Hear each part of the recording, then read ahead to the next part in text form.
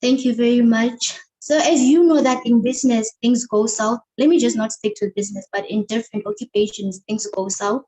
So what advice can you give to one who has tried business and failed a couple of times? Any more words of encouragement on how to pick themselves up and be confident again? So the first thing I would say is read a lot. Read.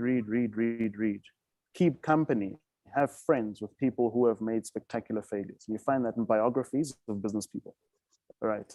It's stunning how every great business success story has got a massive amount of failure. So you want to keep company with those people. Don't confine your friendships to the people that are just alive and in proximity. You know what I mean? Read all of the business biographies you can get your hands on. The biographies are important because they'll tell you how their friendships also get affected, how their relationships also get affected, how, you know what I mean, there'll be a real sense of tears and pain and anguish and that type of thing. And it will give you a real texture that will make you not feel alone. And I think that's an important thing. I think when businesses fail or have trouble, I think most people feel alone. That's because our business press only gets there once somebody makes it. They're never there when somebody's climbing the ladder. So Forbes is telling you about billionaires. They don't tell you about the 5 failures of last month. And so you've got to make sure that you read, and I'd say biographies. Even if you've got a short amount of time on YouTube, they're business biographies. You know what I mean? This is the guy, he did this. Oh my goodness, his business collapsed.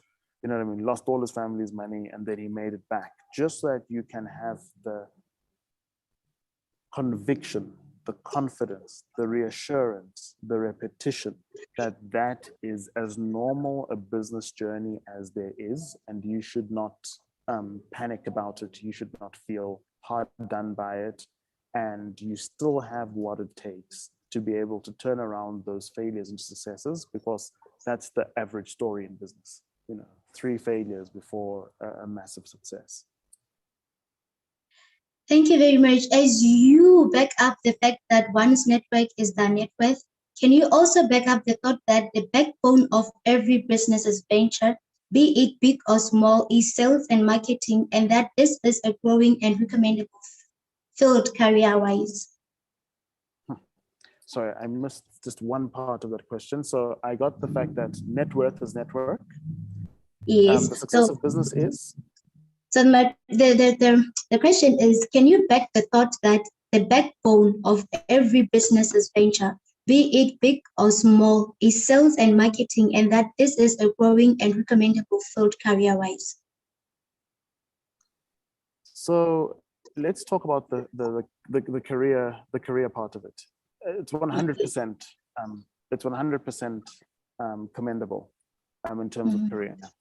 So one of the things that I used to do as a young person is that I was determined to make sure that I understood how everybody made their money. Everybody, as in I read every list, I read every annual report, just to try and find out how everyone can make their money. One of the things that was striking to me is that if you're in sales and marketing and that type of field, the gaining of customers, it doesn't matter where you are. That's generally the people who are most highly paid, And by most highly paid, I mean, the stratospheric amounts, So when you're highly paid, people think, well, chartered accountants are highly paid, and there's a fair amount. But the chartered accountants that sell chartered accounting services get paid much more than chartered accountants, 20 times more, 40 times more, and you'll see that when you look at annual reports.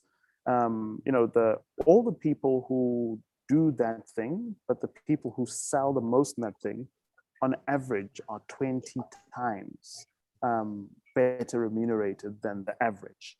And so it's an interesting thing to look at. It's viable only if you look at the efficacy of things. So I don't want you to go, it's a viable career, and I'm also going to be one of the people write statements.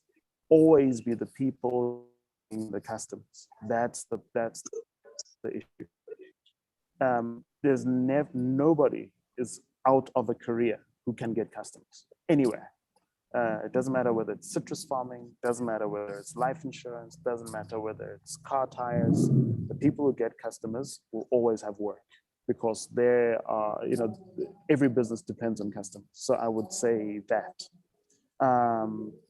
It somehow relates to net worth and network because clearly, if think about it, if I know Tim Cook and I need to sell a service, the fact that Tim Cook is in my network means that I am possibly ahead of the person to whom I need to sell the service. Mhm. So as long as I can get him as a client, then that's fantastic. So those two things are connected. But don't ever be fooled about the fact that just your presence in a career is important. Your presence is not important.